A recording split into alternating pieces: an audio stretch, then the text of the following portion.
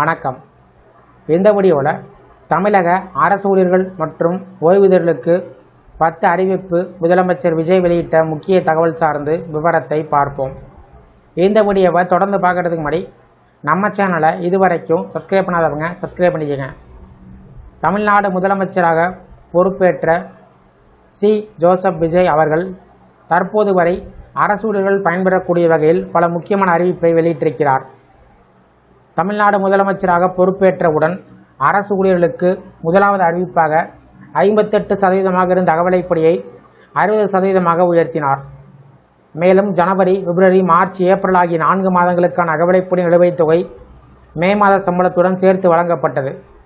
அதேபோல் அரசு ஊழியர்கள் தினமும் காலை 10 மணிக்குள் முக அங்கீகார பதிவேடு அல்லது பயோமெட்ரிக் முறையில் தங்களது வருகை பதிவை செய்ய வேண்டும் என்றும் அறிவிக்கப்பட்டது.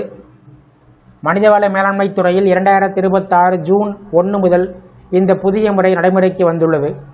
அரசு அலுவலகத்தில் வெளிப்படைத்தன்மையை உறுதி செய்வதற்கும் முறையான வருகை பதிவை கண்காணிப்பதற்கும் இந்த நடவடிக்கை எடுக்கப்பட்டுள்ளது.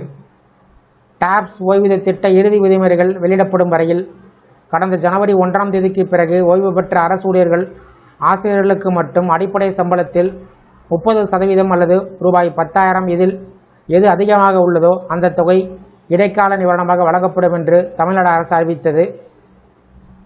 இந்த நிலையில் அடுத்தடுத்து அரசு ஊழியர்களுக்கு என்ன மாதிரியான அறிவிப்புகள் வெளிவரும் என்று ஆவல்கள் ஏற்பட்டது.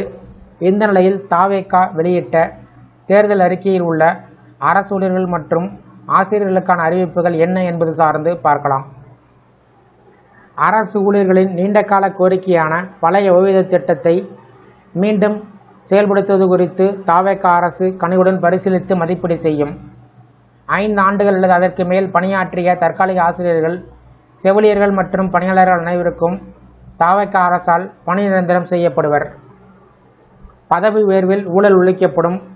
அரசு ஊழியர்களுக்கான இடமாற்றங்கள் முற்றிலும் வெளிப்படையான முறையில் கால வரையறைக்கு உட்பட்டு நடைபெறும். அரசு போலீஸ் பணியாளர்கள், பள்ளி ஆசிரியர்கள் மற்றும் கல்லூரி பேராசிரியர்கள் உட்பட அரசு ஊழியர்களின் உரிமைகளை பாதுகாக்கவும் அவர்களின் நலன்களை உறுதிப்படுத்தவும் 5000 கோடி ரூபாய் நிதி ஒதுக்கீட்டுடன் அரசு ஊழியர் நல வாரியம் அமைக்கப்படும். ஒன்றிய அரசு அறிவிப்பை வெளியிட்டவுடன் அரசு ஊழியர்களுக்கு பயன் கொடுக்கக்கூடிய வகையில் 8வது ஊதியக் குழுவை மாநிலத்தில் உடனடியாக தவேகா அரசு அமல்படுத்தும்.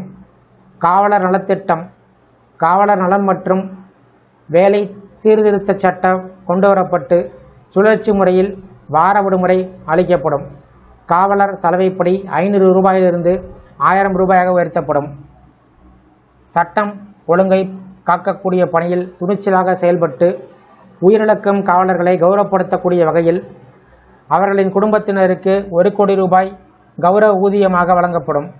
காவலரின் அடிப்படை மாத ஊதியம் தற்போது உள்ள 18,200 ரூபாயிலிருந்து 25,000 ரூபாயாக உயர்த்தப்படும்.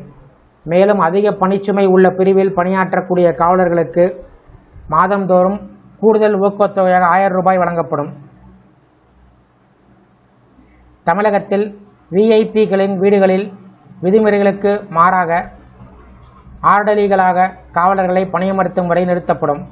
பெண் காவலர்கள் பந்தோபஸ்து பணியில் ஈடுபடுத்தப்படுவது நிறுத்தப்படும்.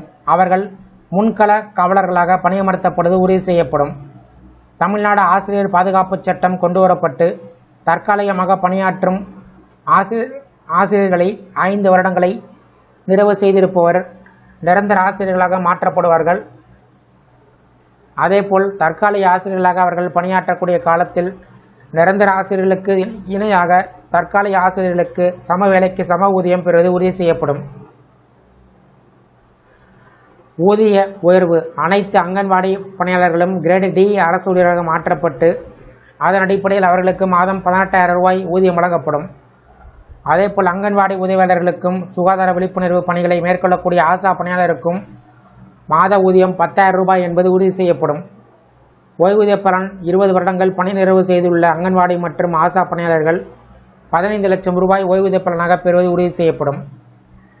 பணியிலிருந்து ஓய்வு பெறும் தூய்மை பணியாளர்களுக்கு மாதம் 4,000 ரூபாய் ஓய்வூதியம் கொடுக்கப்படும். இவ்வாறு தவேகா தேர்தல் அறிக்கையில் தெரிவிக்கப்பட்டிருக்கிறது. தேர்தல் அறிக்கையில் குறிப்பிடப்பட்டுள்ள அறிவிப்பின் அடிப்படையில் அடுத்த கட்ட அறிவிப்புகள் இருக்கும் என்று எதிர்பார்க்கப்படுகிறது. இந்த வீடியோ குறித்த உங்களோட கருத்துக்களை கமெண்ட் செக்ஷனில் கமெண்ட் பண்ணுங்கள். இந்த வீடியோ பிடிச்சிருந்தா வீடியோக்கு ஒரு லைக் பண்ணுங்கள். இந்த வீடியோவை அனைவருக்கும் ஷேர் பண்ணுங்கள். நன்றி.